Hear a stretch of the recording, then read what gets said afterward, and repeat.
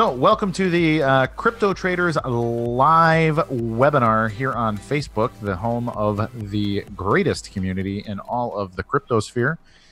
I'm Kurt Wigger Jr., joined by Matthew John and Vance Skeen, live from Australia. We're here to talk to you about the worst slaughter, the worst slaughter since the last slaughter. Why we may possibly be looking at a bottom. We're going to cover BAKKT. We're going to announce the coin of the year, and we have a big announcement near the end of the webinar. We will be monitoring your questions, comments, blessings, cursings, grapes, gripes, and gropes, as long as you put them on the Facebook chat. And so just let us know. We'll read them off as they come in, and then we'll talk about what we want to talk about also. So don't be afraid to say hello, everybody. How you guys doing, Matt and Vance? I'm doing pretty good. I think we're going to be in for a good month. That is my unpopular opinion headed into December. And I know it's unpopular because I've been polling the group and people are thinking the world is going to end and Bitcoin's going to zero. It's a good sign. That is the buy signal. And it's funny because, 2 months ago, we were polling the group and Bitcoin was bouncing around 6,000. Mm-hmm. And everybody was saying, this is the bottom. It's not going any lower.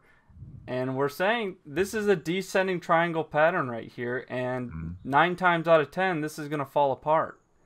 Yep.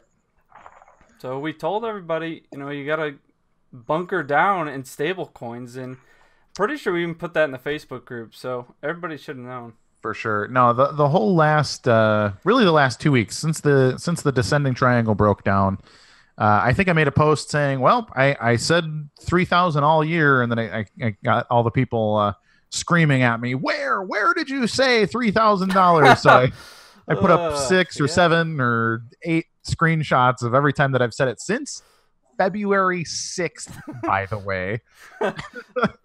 And then it was like, oh, my bad. Unfortunately, we've been bearish and or short BTC since the beginning of the year. Of course, with bullish bounces, I think we actually called the 2 major bounces on Bitcoin and altcoins that we had this year too. So not to say that we're the same pattern that keeps playing over and over again. It has this large crash, and then the bounce usually goes about halfway up. Sometimes it goes about 3/4 of the way of the crash.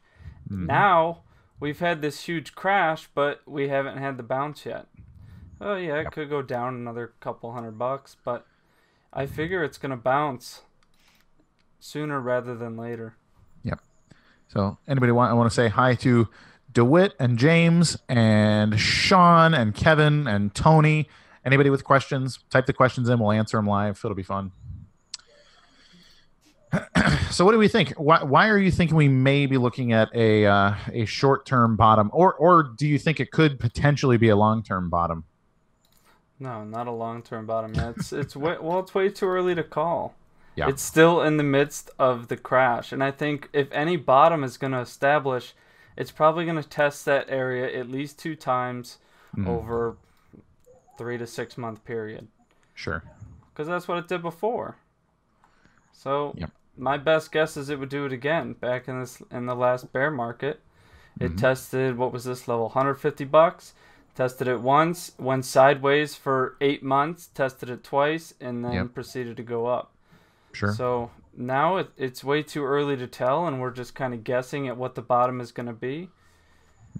And $3,000 makes sense, and the reason it makes sense is because that was the percentage of the correction in 2014, 2015, 85% from the top. So that's where that 85% number comes in, 3,000 and 85% of 20,000. Vance, you mentioned we had a call earlier this week, and you mentioned the technical targets. You had a wowzer number for what the technical target is on the bottom. I'd be curious to hear your logic and hear that number as well. Absolutely. Now, before I call it out there, I will say that technical targets aren't definitive. They are guides. So I already get enough stones thrown at me. Please don't throw any more. So when it comes to that descending triangle that Matt was talking about, the way we pick a projection, so a maximum that we could possibly expect that move to go to, we go from the price at the top of the pattern, which was back in about February, and we then work that down to the neckline. So if you look back to February, the price was floating around $12,000. The neckline is $6,000. So 12,000 minus 6,000 is 6,000. Mm-hmm.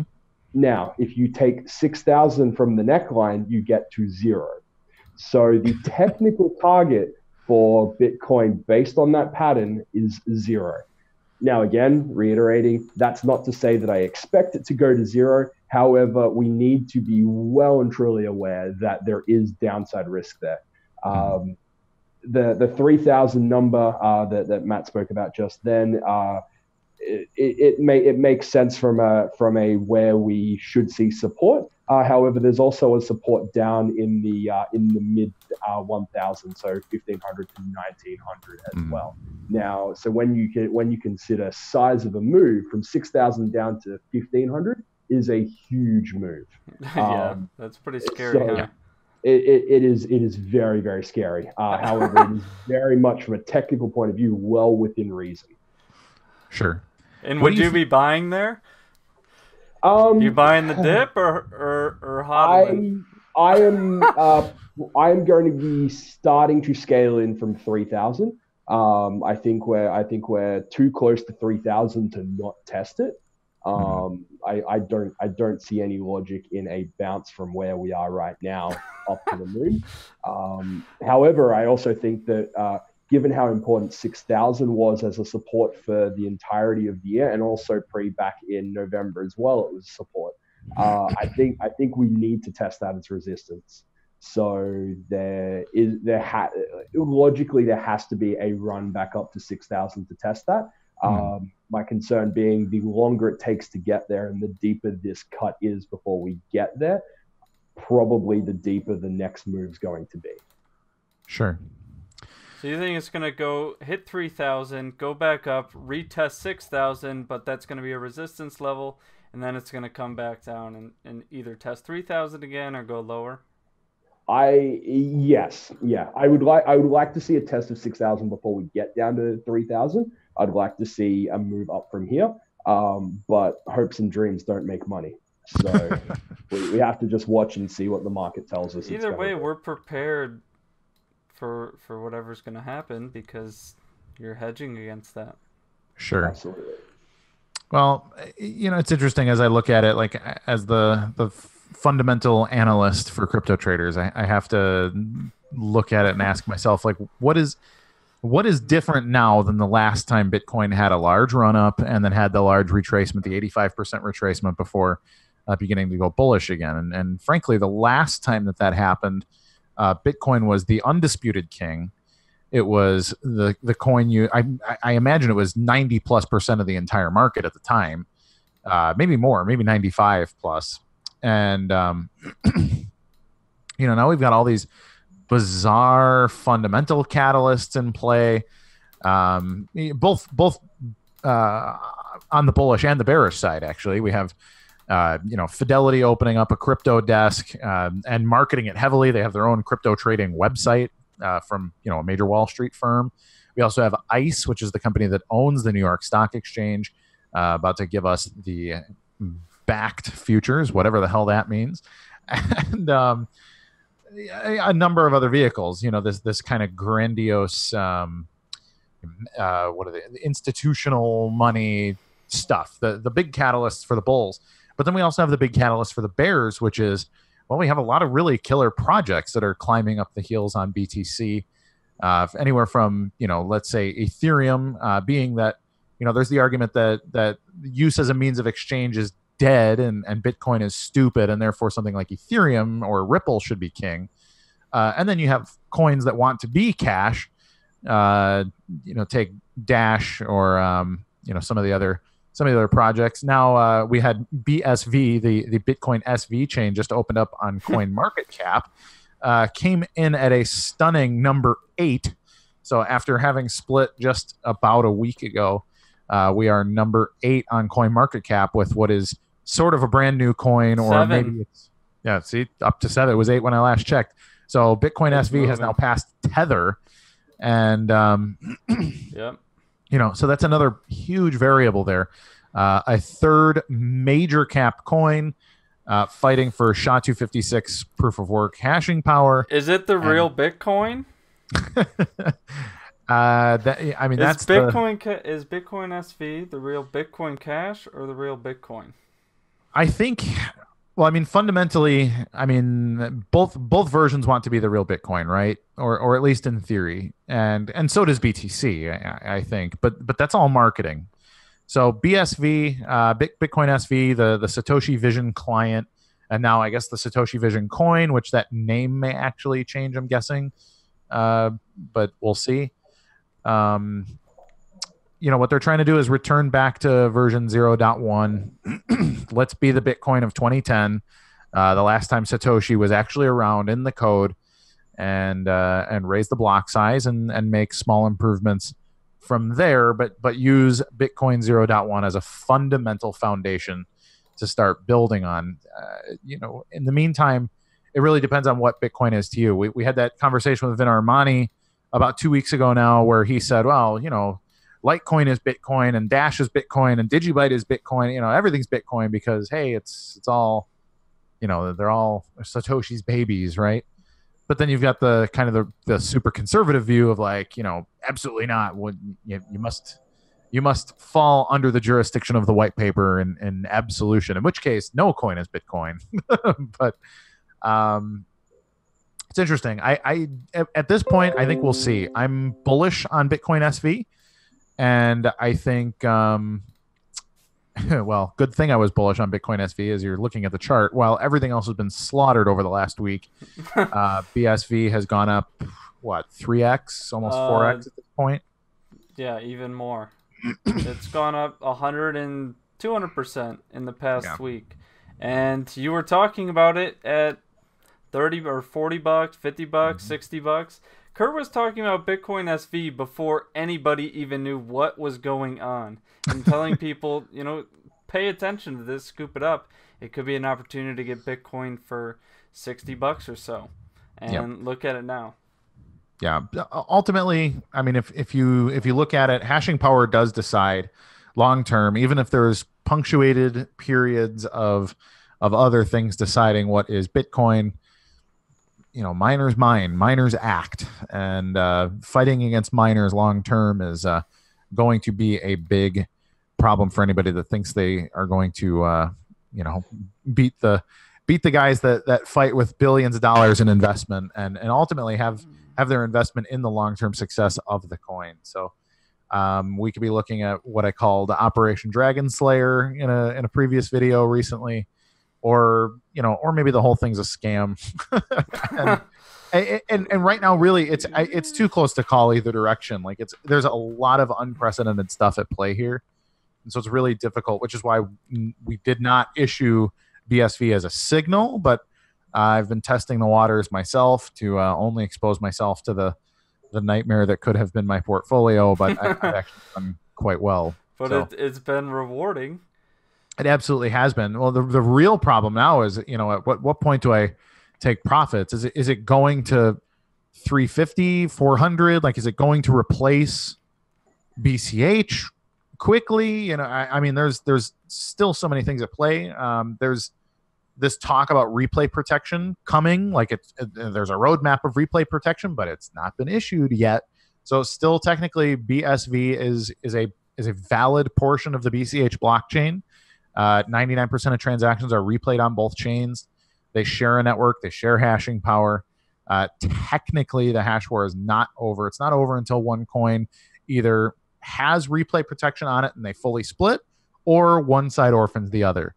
And neither of those things have happened yet. So this is still a very crazy place to be. But honestly, it's the same kind of risk profile as investing in an ICO.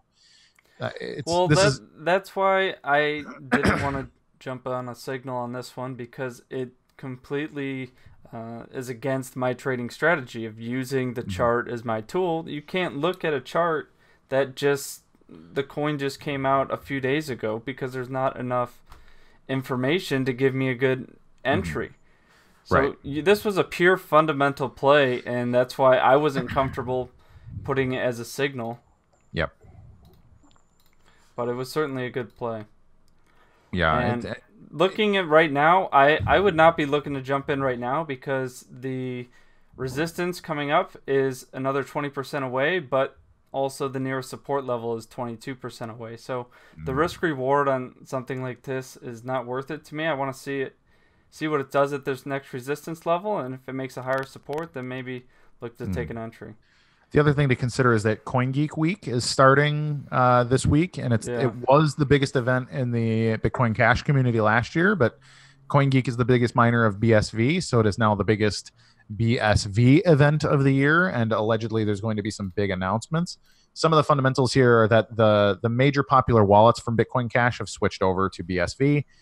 This includes Handcash, CentB, CashPay, Pixel Wallet, Money Button, yours.org. A number of the major things that I really liked about the Bitcoin Cash community have committed hardcore to being BSV supporters, and now there's supposed to be big announcements of stuff at CoinGeek Week, including, I've seen some hints about literally BSV being the basis of like Internet 2.0, all kinds of crazy stuff. I mean, if you believe any of the hype around Craig Wright being, crazy scientist genius, or some of the power behind guys like Calvin Ayre and Jimmy Nguyen, and then some of these other, big developers, it could be a big opportunity.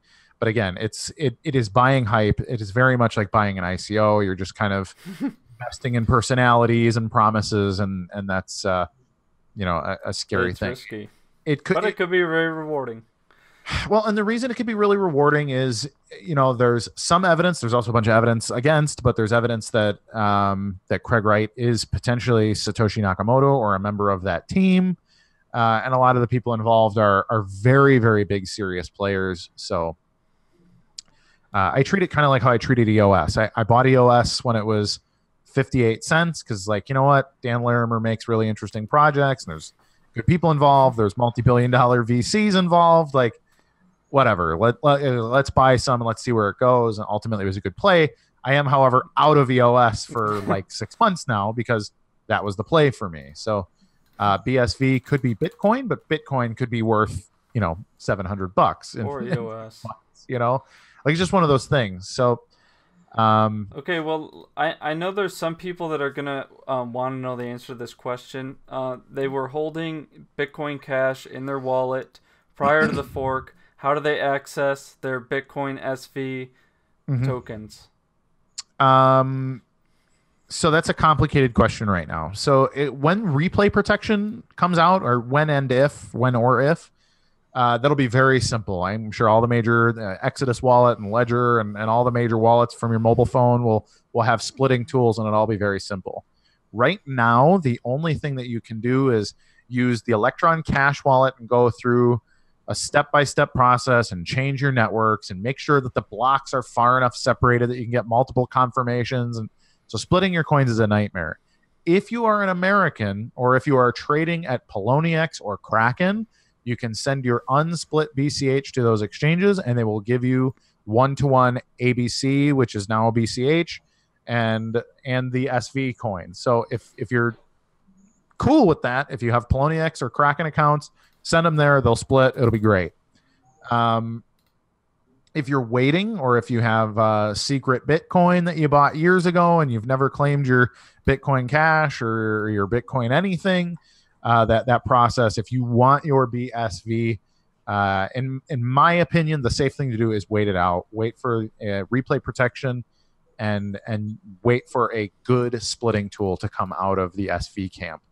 Otherwise, it's complex. If you're good at this stuff, if you're a computer person, go nuts. But I'm not recommending anybody does it. And just anything wait. You absolutely do at your own risk. So just wait, basically. For now, yes. Okay. And BAB has done nothing but go down. Yes. Yeah, it's been an unhealthy store of value in the same time period. All right. Vance, I got a question for you. You mentioned you've actually seen Craig Wright speak in the past. I'm curious. First of all, how long ago was that? Like, what was the context of watching him speak? That would have been 2014, I believe it was. Okay. And it wasn't crypto related, actually. It was I was fortunate enough to be at an event where he was talking more around economics as a broader thing, and part of just talking about sort of things that he saw playing out over the 10 years prior, and things that he expected to see over the oncoming 10 years. What I found really interesting, and I'm guessing is probably the part that you are alluding to, is the change in his persona over time that I've witnessed from seeing him speaking back then. Very, very enthusiastic, very wanting to see positive change in the world. And then fast forward 4 or 5 years, and we sort of see the Craig Wright that has almost become this cartoonish villain character in some respects, where it's almost a my way or the highway kind of approach to the world. So yeah, very interesting change. Interesting. We are getting some questions about saying, so my BCH that was stored in CentB is now BSV. The very short version is if you owned BCH before the fork, you own equal parts of ABC and SV.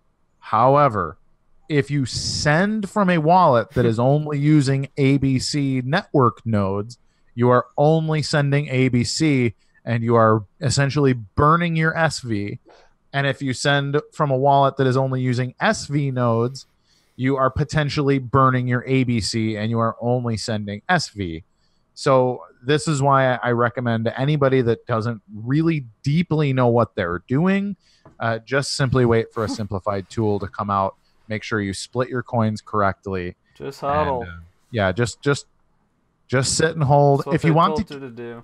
Right. If you want to get into the action, every major exchange is trading them separately. So feel free to send Bitcoin or Litecoin or Tether or whatever the heck you want to Binance or Bitfinex or CoinEx or wherever you like to trade, and you can get in on the trading action for either coin. But right now, unless you are someone who's confident to do such things, you should absolutely wait it out. So I want to ask you, and kind of segue into the next thing here. Do you think, I think a lot of people believe that BAKKT is going to come and save crypto over the next couple months, or an ETF is going to come and save crypto, and that's just going to re-spark a bull market and everything's going to be fa la la. Do you really think that is a realistic approach? What do you think the impact is going to be? In short, no, I don't think much will come of it. At least not short term. First of all, we don't know what the hell BAKKT is. We've been given hints. I can infer what it is. I think it's essentially like a derivatives platform designed to give price stability in order for companies to be able to use Bitcoin as a means of exchange, and also to have it enter your typical 401ks and stuff like that. But that's all implied. I think they've been very, very, very vague, and I mean, it's boilerplate. Like if this was an ICO page, I'd look at this and say it's a scam, because this is their website, right? And it's garbage. Like it's literally, it could not be more generic, and it's physically delivered Bitcoin futures. BAKKT will announce further milestones in the near future. But first of all, what is a physical Bitcoin? Let's start with that. Let's break that down first of all. So what is futures trading? This is about buying and selling cattle that are on another continent, right? Like that's the purpose of, or it's one of the purposes of futures contracts. Being able to sell next year's crops this year from really far away, right? And that's a completely unnecessary thing with Bitcoin. So what's actually, like, what is the value here? That's what nobody has been able to adequately tell me, except for that, like, BAKKT is coming to save the universe. And I don't want to be one of those naysayers, but for the same reason that I'm bearish and opposed to ICOs, I'm opposed to whatever the hell BAKKT is until they prove to me that they're actually going to do what they say they're going to do. Well, they pushed it back. So here's the article. This came out a few days ago. That they'll now be targeting January 24, 2019, which is only less than 2 months away now. But yeah, do you think it's going to have a negative impact that it got pushed back, or you think that's why the market's dropping? I think it's already. I think that was already priced in. I think the market drop. I mean, the market drops a lot of things. The TA on it was screaming it anyways. So I was not shocked at all that we broke down under 6.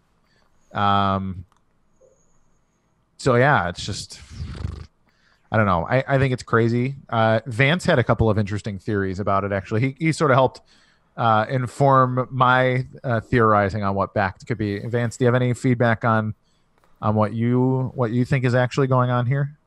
Absolutely. And to your point earlier, we don't actually know. So all we can do is kind of infer from the little bits of information that they've provided. My idea is effectively coming off the back of certain companies that have already put their hands up and said that we are involved in this.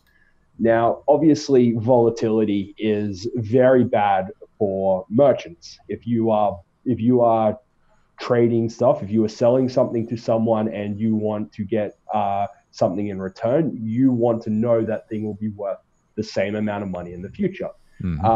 Now, in addition, if you accept Bitcoin, there's 2 things that are most likely to happen. Either A, the value is going to go down, in which case you may have just sold into fiat because you've effectively sold it for less than it was worth. And the alternative is that the price of Bitcoin goes up. Now, as a company, you now also have a capital gains tax implication that comes from that, which again, you don't want to do. You're not in the market of investing. You're in the market of buying and selling goods. So those are the 2 things that make crypto very unappealing for merchant adoption. Now, there's some solutions out there already. However, I think what BAKKT are going to do is enable larger corporations to go ahead and lock in the price of their future price for Bitcoin into the future, say 3 months, 6 months, 12 months down the path. And then that way they're able to lock the price of Bitcoin, which is very important for A, for merchant adoption, but B, also for actually Bitcoin being taken seriously as a product in terms of a means of exchange. Because right now, if you are using Bitcoin to buy products, all you're doing is converting its value to whatever the USD equivalent value at that point in time is. It's a conversion process. By locking in the price, they're able to say, okay, your coffee at Starbucks will cost you 100 Satoshis or whatever that number is. And you know that is the value all the way through. And you as a consumer can then make an informed decision. Do I want to buy? Do I want to wait? Because I think I think the value of what I'm holding will increase. And it enables the merchants to make better decisions. It enables consumers to make better decisions. And in which case that is overall better for the market. Now, one thing that I will just add in terms of futures generally, which it's very important for people to think about this, especially active traders and investors. The entire intent of futures markets is to remove volatility from the underlying asset.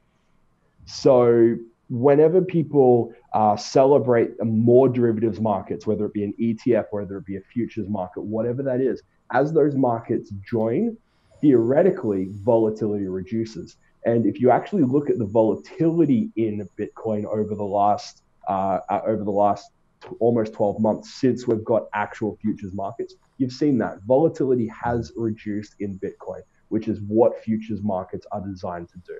So the more of these things that come in, it doesn't mean that you're going to see moon rockets and Lambos straight off the bat. And in actual fact, what you'll probably see is slower grinds. Anyone who's ever traded Forex knows what a slow grind is, where a pattern can take 12 months to play out. So super swing trading.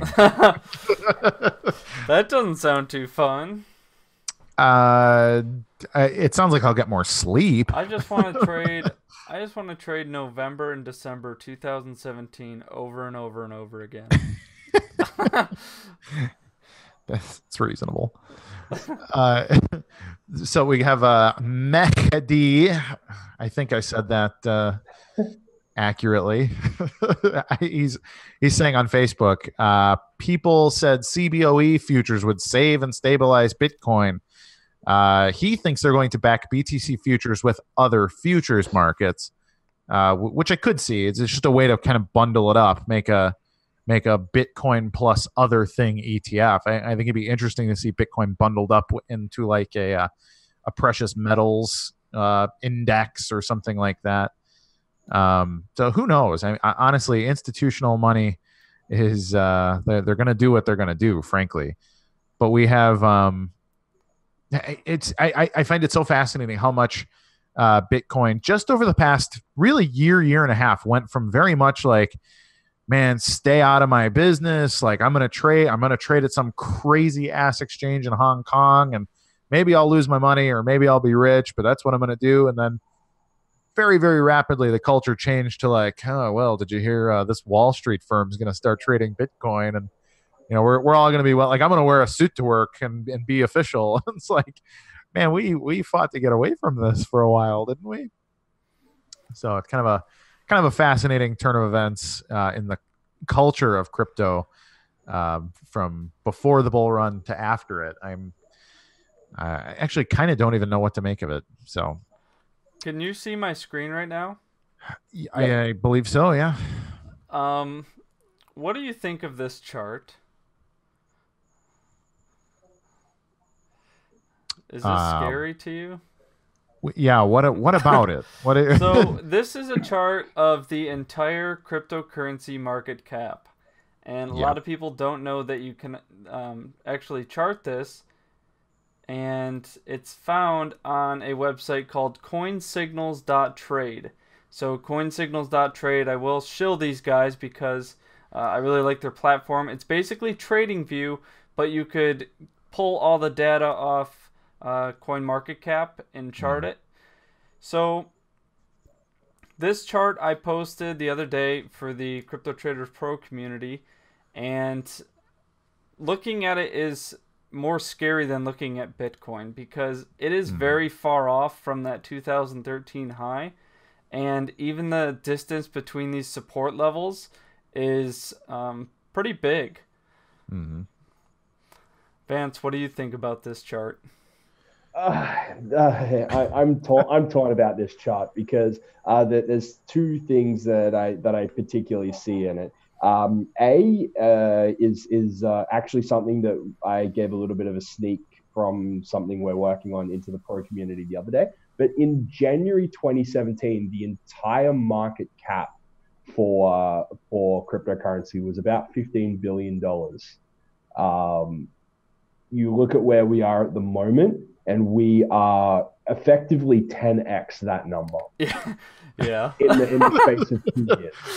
So if we want to talk about bubbles, we are still very much in the space of a bubble, which is it's very, very scary. I mean, there is nothing that doesn't say that our market cap could not come down back into $15 to $20 billion. I mean, that's another 80% drop from the current prices. That means your top market cap coins are worth pennies instead of what they were 8 months ago, hundreds of dollars. Absolutely, and a lot of the alts will go to zero. So if we go back and we have a look at the top 100 coins for 2017, after we had just had a run from 2015 all the way up to 2017, and you look at that top 100 list, how many of them are still anywhere? Yeah, they're gone. Exactly. Yeah, almost all gone. They and that was in the middle of the bull run. So do you think we're going to get that full retracement on this chart? Or do you think we're gonna end up somewhere between these levels, between 1 and 2? I think logically we come in somewhere between support 1 and support 2. I see a scenario where we fall under 100 billion market cap. Psychologically, though, that is going to be an important number. But how important entirely depends on the market. And given that the market is very emotional right now, it could have a serious bounce at 100, or it could break 100 and fall very quickly.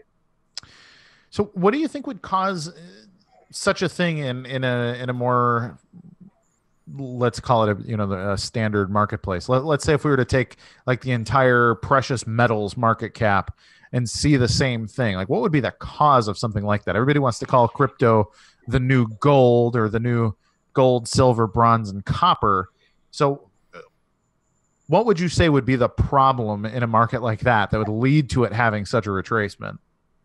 Okay, so for anyone that follows along on the Facebook group religiously, there was a conversation in one of the comments earlier around sort of economic principles, and that question actually reminds me of something that was written in 1928, just before the Great Depression in the US, and they were talking about exactly that question around how do you control for the value of precious metals, and their view was, if suddenly there was a catastrophic storm and it started raining diamonds, what is the value of a diamond? And that's basically what I think we've seen in this space when you look at so many of these altcoins. What is the value of these altcoins when in a lot of cases, especially with the ICOs, they're copy and pastes of other things, and it's like, I'm going to change this one thing and now it's completely different. What is the value of that?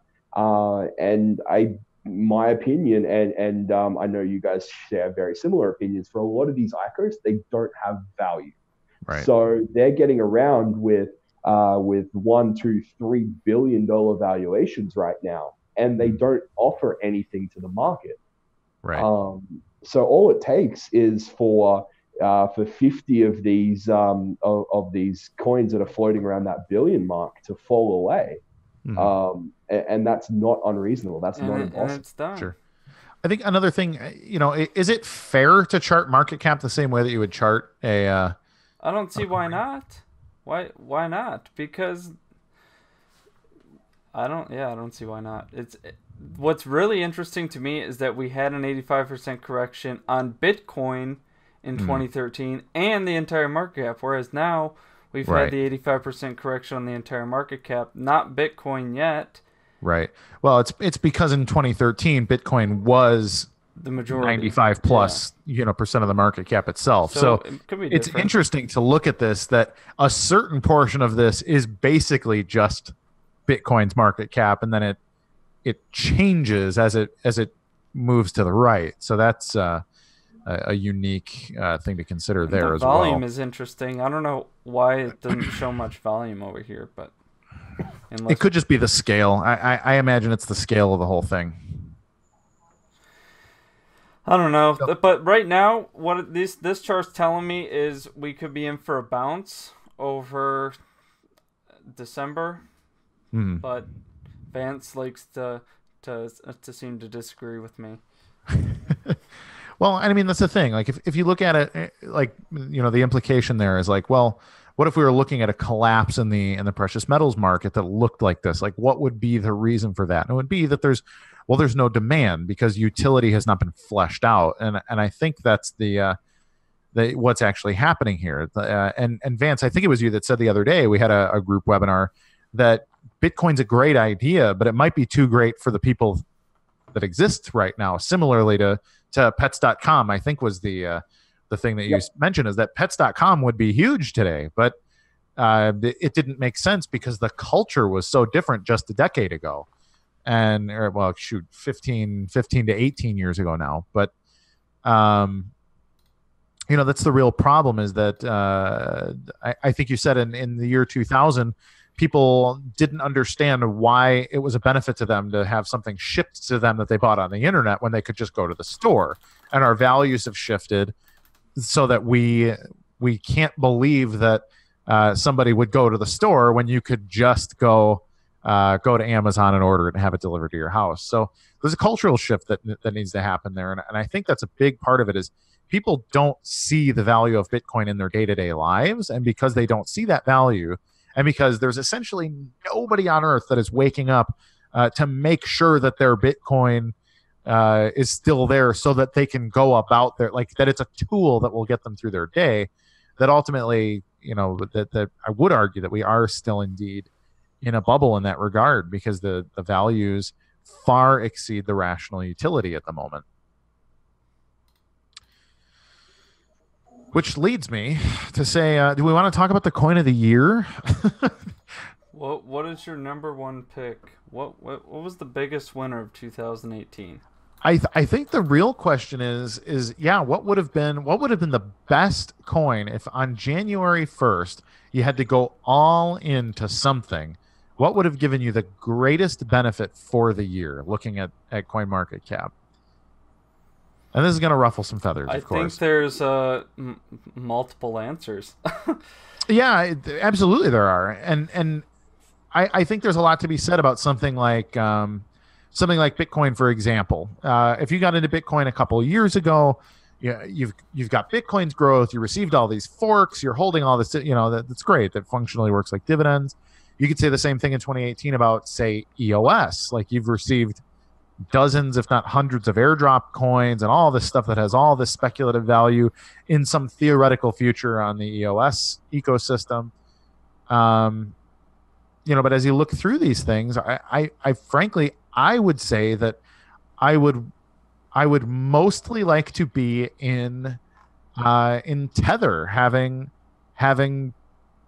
foresight, or having I guess rear sight, or whatever you'd call it, backwards Monday morning quarterbacking. I would say, January 1st, I should have been in Tether, using that Tether to be shorting first Bitcoin, and then XRP, and then Litecoin, and IOTA, and everything down the line, and shorting everything to death, and quite frankly, remaining short until at the very least today. Wow. So 11 months of high leverage shorting of the crypto markets, using Tether as a long-term store of value for the year 2018, actually seems like it's the only rational decision to make. Of course, hindsight being 2020, but that's the big winner for this year. It's not just Tether, and this has also come up this year. I think I put this on a post one time. 2018 was the year of what? And I had everybody answer what 2018 was the year of. I said stable coins, because we saw probably a dozen stable coins pop up out of nowhere. Tether being the number one right now. But just going down the list, you have TUSD, USD coin, Paxos. I mean, there's so many stable coins now that there weren't here. Gemini dollars is actually the one that I'm the biggest fan of conceptually. Does Gemini do KYC? I imagine they do. They are the only. I want to say they're Gemini FDIC insured, but I could be wrong. That one is. Gemini, the Winklevoss brothers are the guys that put this out using their Gemini exchange. They are the only consenting New York regulated group in the crypto space that have offered a a stable coin. So if you want to be in a stable coin for the sake of having that, that stability of the thing that gets you away from downside risk, it strikes me as the best option. Why wouldn't they just put dollars? Well, I think it could come down to a regulatory thing. It's fraud to say. I mean, that's been the whole problem with Tether and Bitfinex the whole time, is everybody's saying they don't actually have the dollar backing. So if you say somebody holds a dollar, then you actually have to have the dollar for them, unfortunately. But yeah, so as you look at it, every bad decision that I have made this year, and it's been a few. Everybody has bad trades, but the worst trades that I've made have been trades that were based entirely on bad news surrounding Tether and Bitfinex. I've been a Bitfinex fan for a couple of years now. I think it's the most professional platform. I think if you're a real trader, you absolutely should be doing most of your stuff on Bitfinex. But you need 10K to open an account. Indeed, you need 10K because they're trying to weed out people that are not professional, essentially. I think the under 10K not user... professional or poor? Well, I mean, what's the difference, right? I mean, you have the customer service nightmare of servicing people that have $500 accounts and they're panicking over their $500 account. And that's the real problem there, unfortunately. Drop in the ocean to them. They don't care about you. Right. Important to note on that just quickly, though, 10K to open it, you don't need to keep 10K in your account. So if you do put 10K Correct. into your Bitfinex account, I highly recommend moving out as much as possible and only trading what you're willing to hold.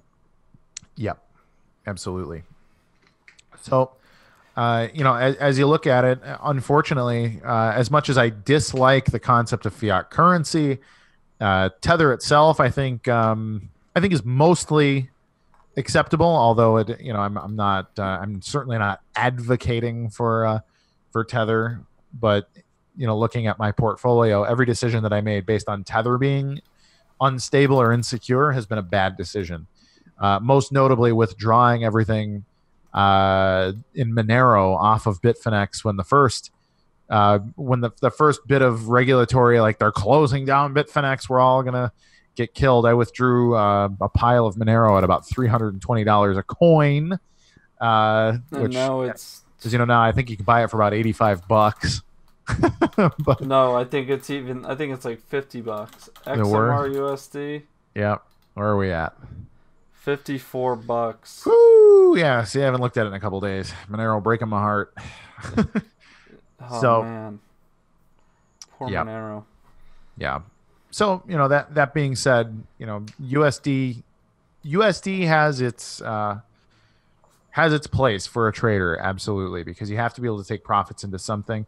A couple other people, BAKKT saying Binance coin did pretty well. It did actually do pretty well.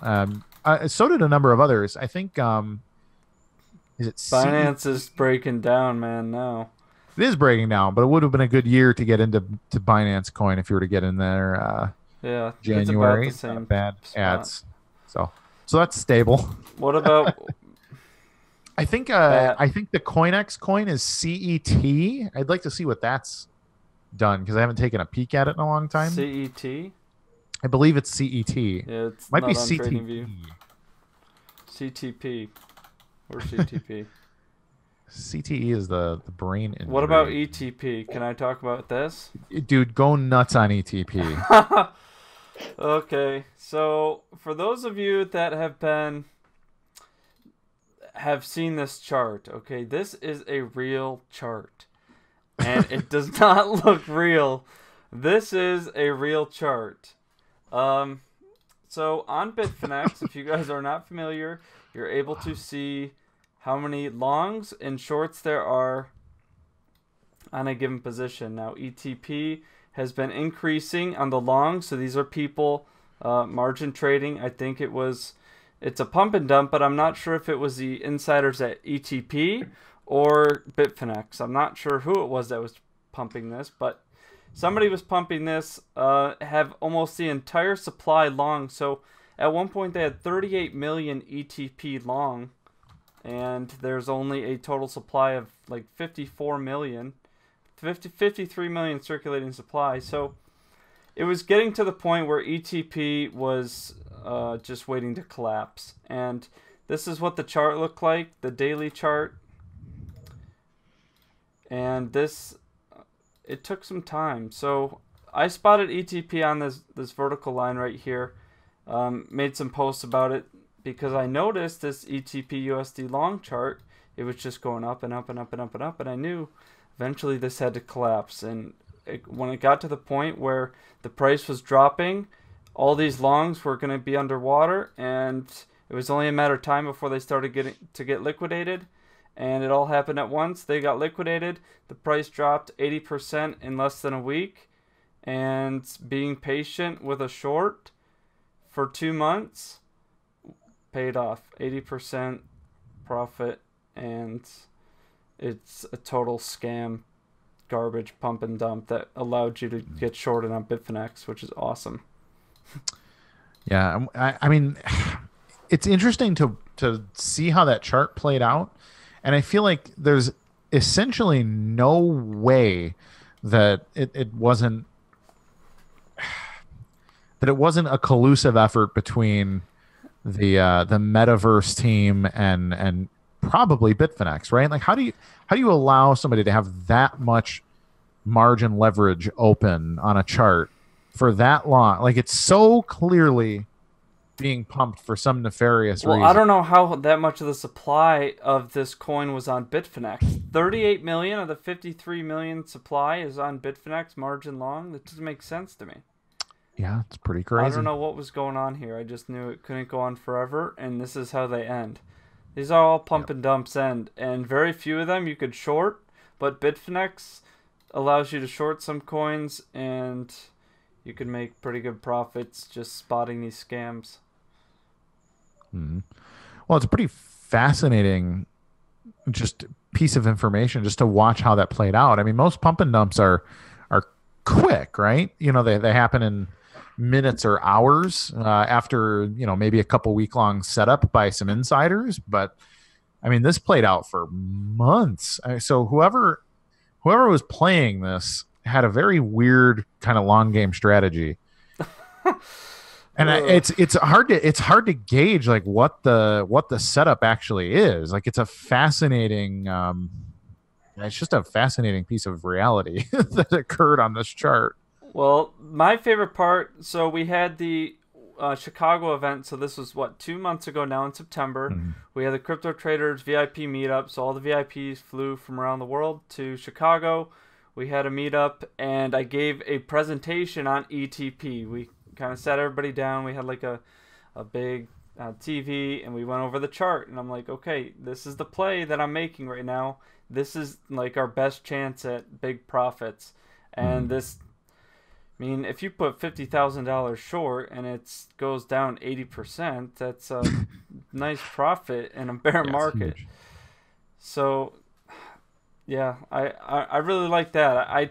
We talked about it a lot for about 2 months, and then it just finally collapsed. That's a good feeling. Yeah. Yeah, it was a beautiful setup. Beautiful signal from the crypto traders community. So during the bear market, to be able to make what did you say it was? Was an 80% move? Oh, this was 80% move. It was $3.45. Yeah. And guess how low it dropped? 70 cents. 78% drop. This total garbage coin, easy short. For sure. I think it's appropriate to remind anybody watching that if you are interested in joining the community where these signals come from, we are doing a lifetime membership right now using the coupon PROFIT. If you join our pro community, which includes our private Discord group where we do daily charting, we will grade your charts, we'll help you, we'll do the hand-holding necessary. We also have a whole bunch of channels available for anybody wanting to get into the mining, staking, masternoding, or other entrepreneurial spaces, both in crypto and out. We talk about real estate and common stocks and equities as well as profit vehicles. Normally, this package would be just under $3,000 for a 1 year membership. But until the end of the day today, which I guess we haven't set like a it ends at midnight. Time. and ending midnight Eastern. The coupon ends. Coupon code PROFIT. So coupon code is profit, or coupon if you're from Detroit, I guess. And I like the Vance chuckle on the other side of that one. I say coupon. You said coupon. Coupon. It's coupon. I don't know, man. Let's fight about it live on the air. If you want, so if you want to join, it's under $1,000 if you join by midnight, and it is for a lifetime membership to the Crypto Traders Pro community. Again, all kinds of insider information. We're there. We're active every single day. I have private one-on-one conversations. I know Matt has private one-on-one conversations with people every day. The kind of instant, constant access. And now that we've got Mr. Australia, Vance, so you can see and daytime. And our announcement, we are officially adding Vance to the Crypto Traders team. Yes, sir. He is from Australia, if you could not tell from his accent. So we are now officially a 24/7 around-the-clock team. And I would say 30% of our pro community is from Australia. There's a lot of Australians involved in crypto. So having Vance on the team, and he's been trading for quite some time. You want to go into a little bit of your background, Vance? Yeah, absolutely. So I've been in cryptocurrency, not so much as a trader, but more of an advocate since very, very early in the piece. Back in 2011, 2012 was when I started my advocacy for crypto. Outside of that, I've done equities trading, forex trading, derivatives trading. So derivatives are your futures, options, all those sorts of fun things.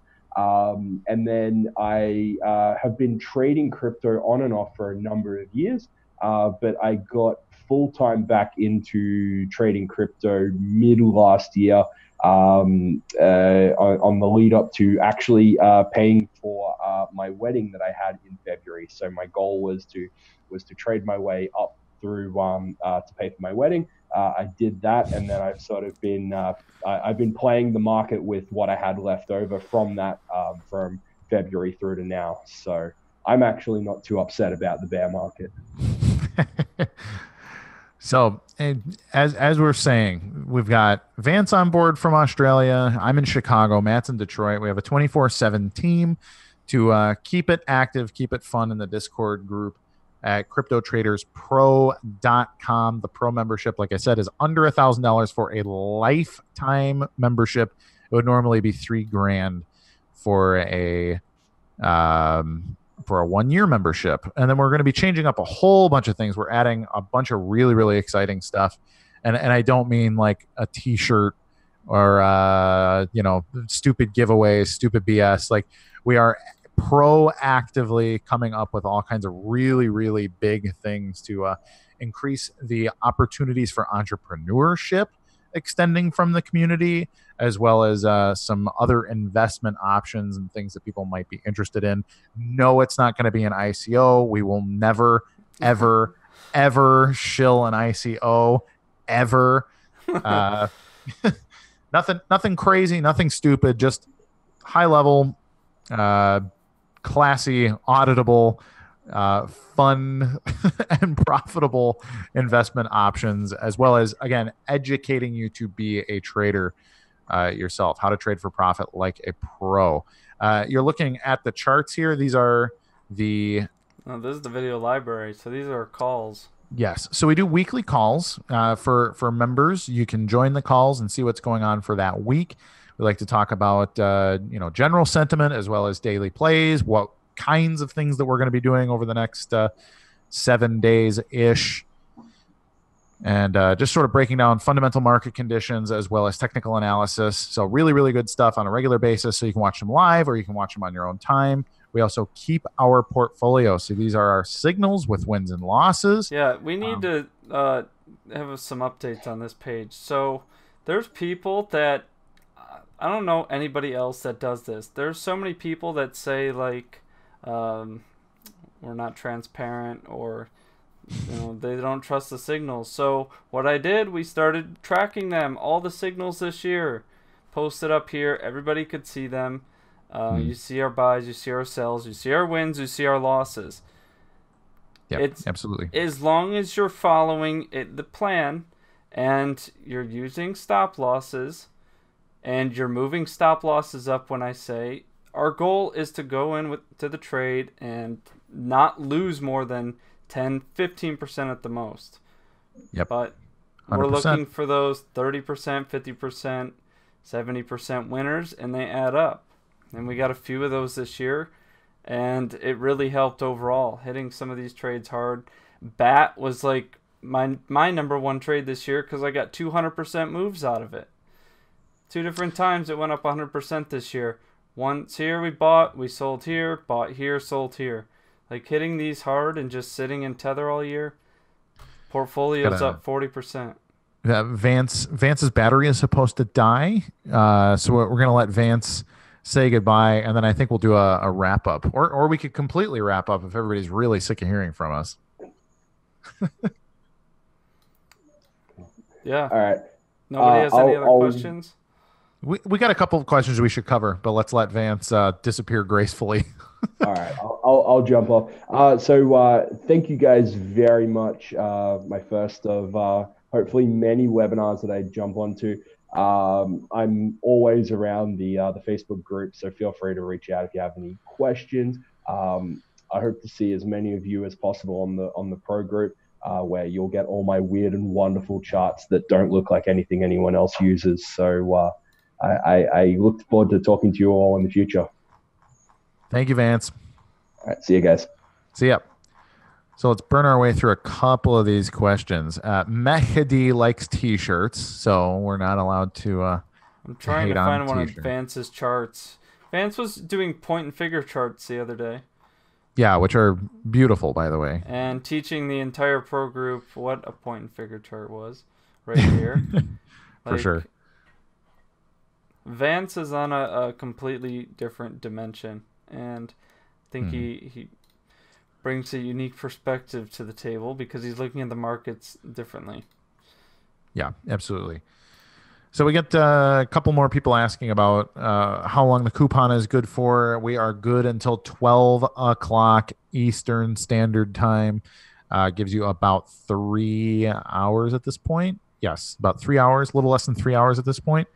We accept all of the major cash coins. So we've got Bitcoin, Litecoin, Bitcoin Cash ABC, and Bitcoin SV. Oh, God. We are also accepting Dash for memberships.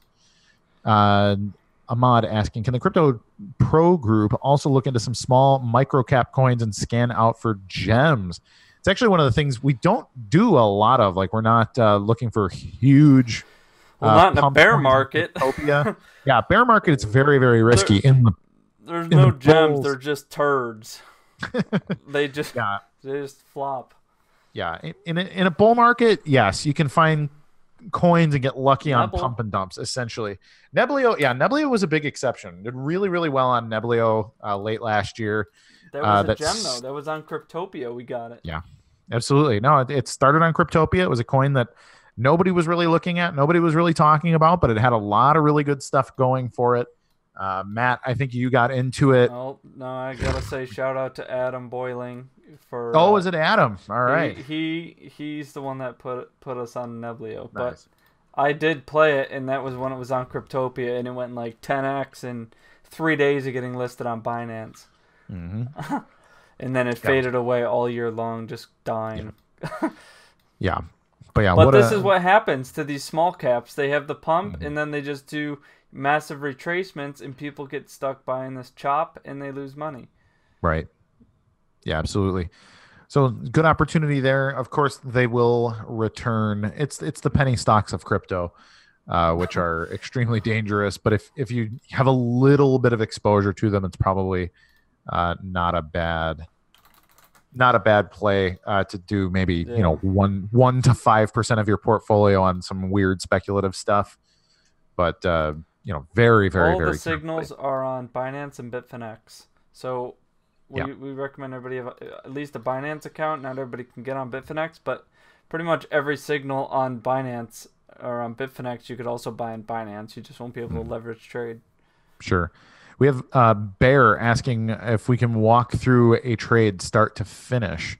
Do we have any walk through a trade? I will say this. Tomorrow we should have a YouTube video up. You will see my Litecoin trade, and I made over 6 figures in one trade, and you see the commentary every single day. I was going here just like this and telling you what was going through my head while I was doing the trade. You see the money, you see my account. It's not fake. It's right there. So it's literally step by step, day by day on this trade, and it was a huge trade for me. Yep. Yeah, and as far as I know, we're the only group that has video recordings of the trades. So when Matt was recording the course itself, he just started recording them day by day, and he'd wake up on a Monday and say, okay, here's where I'm at, here's where I want to enter, and then he made his way through. I think that trade was what, 3 weeks long, a month long, or it was a month long. Yep. So that's normal. Like people Absolutely. get in these trades and they expect them to go up 50% overnight. That's not likely. It's more likely that it takes several weeks to play out. Mm-hmm.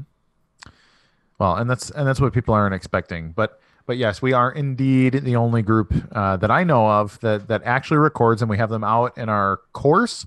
But we are absolutely. We're gonna put them on YouTube because I'm gonna shut some people up that talk crap and say that like we make it up or it's Photoshop or it's a video of me talking. You see the account. I grew it 25K to 180K in a month. Yep. Well, and the other thing to remember too is we just showed our portfolio page. Our portfolio page shows the entry. It shows whether or not our entry triggered. It shows where it went, how long it took, where we took profits, or where there was a loss, because some of our signals have gotten killed by the market too. But yeah, I mean, this is the portfolio that stop losses. Correct. And we set those. Yes, we set conservative stop losses. We have a systematic approach, and yeah, if you're looking to, like, if you're an amateur with no experience, we have excellent beginner tools and a course and everything that'll teach you how to use everything, how to start to come up with your own strategy.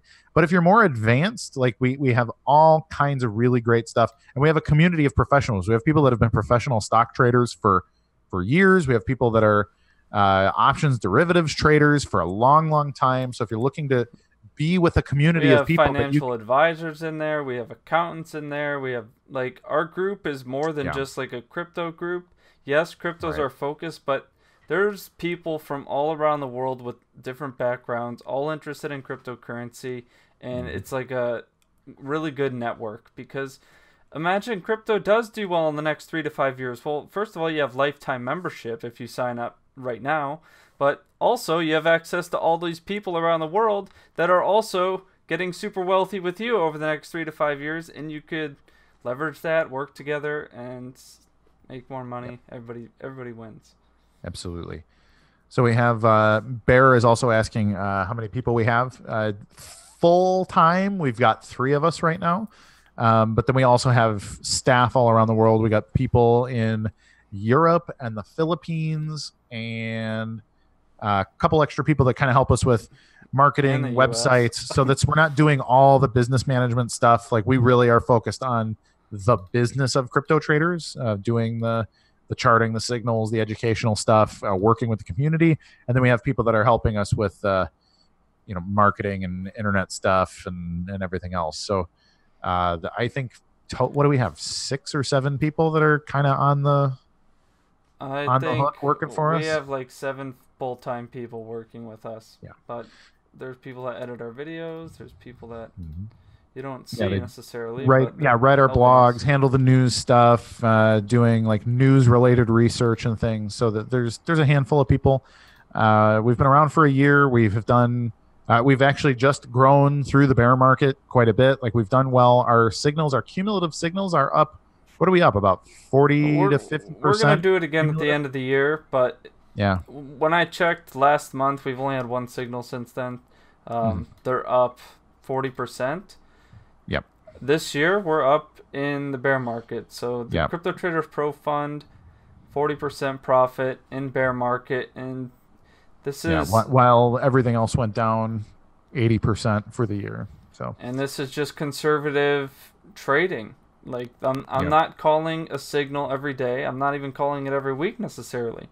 Sometimes I go a whole month without a signal because the market just looks bad, and I'll just tell people sit in Tether or sit in stable coins and wait because I think it's going to drop. And you could short it, but I think preserving your capital is the number one thing in this bear market that people messed up.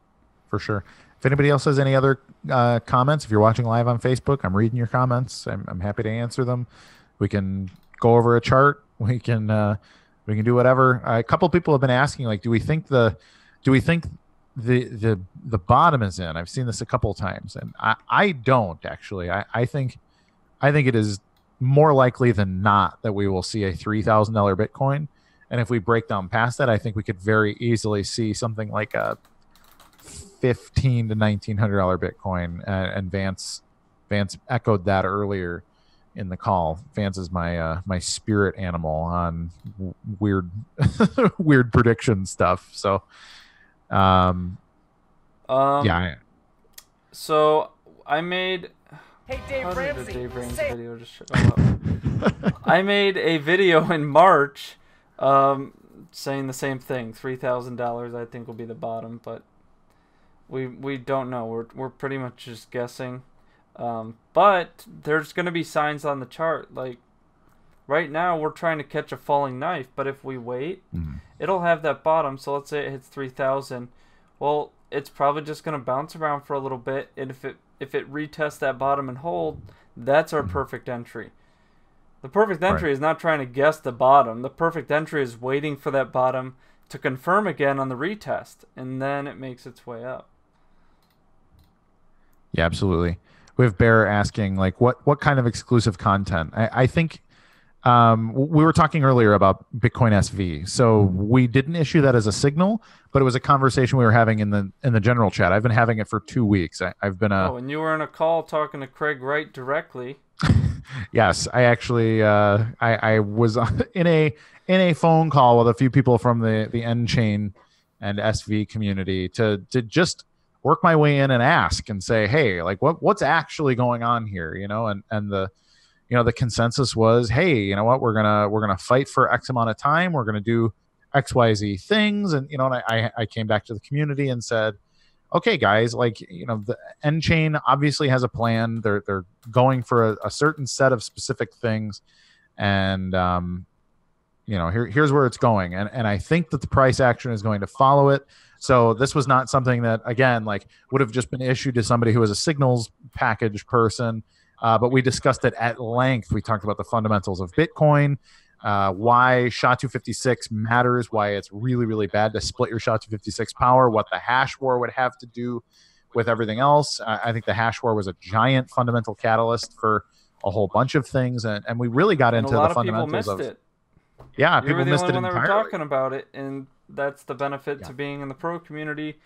We have access to our network. We're actually talking to these developers and getting on the inside of what's going on in the crypto space. Yeah. And people really like us because we're going out there to these conferences and to these events and networking, figuring out what's going on rather than just sitting at home or sitting on the computer and doing nothing. Well, and we have relationships with people from a lot of major projects. So, we've interviewed people from EOS and Litecoin and Bitcoin Dash. Yeah, we have Joel from Dash is a member of the community. Like he's come in as a guest to give us inside Dash. Here's what's going on in Dash. Here's what could be going on inside of Dash in 3 months. And we have so we have relationships that we can do Q&A sessions. We do all kinds of stuff like that with the pro community that just kind of gives us extra inside information. It's not constant, obviously, because it's there's not always necessarily news to be had, but it's one of the things that we do as a community is share the inside look. We also have a lot of business partnerships with people, a lot of just business relationships rather, not partnerships, but we have relationships with businesses that are in the space and out of the space and looking into stuff like that as well. So all right, well, you want to wrap it up there? It's been about an hour and 15 minutes. Yeah, I think we can wrap up. So again, anybody interested, cryptotraderspro.com. The pro bundle is what is on sale. It's under $1,000 for a lifetime membership. The link is in the description. Yes, link in the description of the video. If you have any questions, feel free. Send me a private message. Send Matt a private message. Send a message to Crypto Traders News in the group. Reach out. We can answer your questions. We can go over any of that kind of stuff. But it ends at 12 o'clock Eastern Standard Time. Yes. And then we'll be back to regular pricing. And then we'll be revamping our pricing structure for the beginning of 2019 as well. So the lifetime membership option. We're going to be redoing the group, changing kind of our entire platform. Because right now we kind of have Telegram and we have Discord. I don't like that. I want everybody in Discord working together and communicating. That'll give us 200, 250 members in there.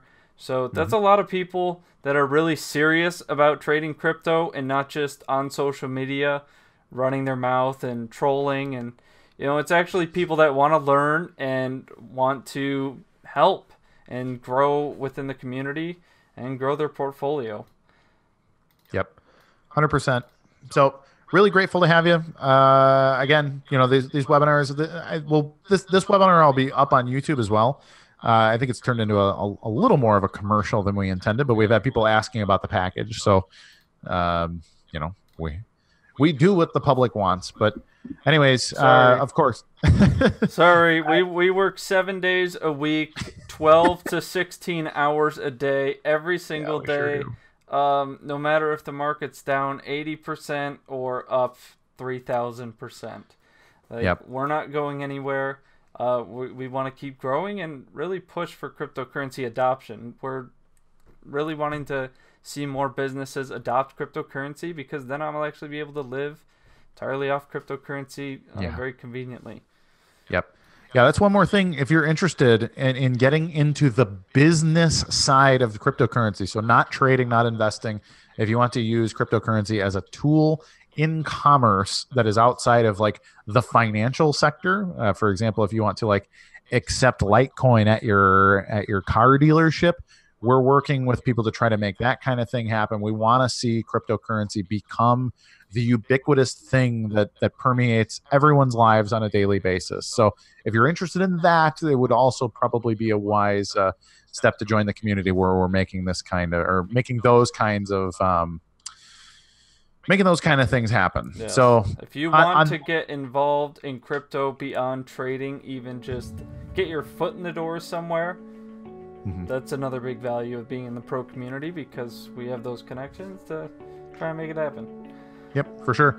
So until next time, find us on Twitter, Instagram, YouTube, or CryptoTradersPro.com. And of course, if you're watching this live right now, you're on Facebook. But until then, of course, we hope to see you on the moon. See you on the moon, everybody. Bye, everybody.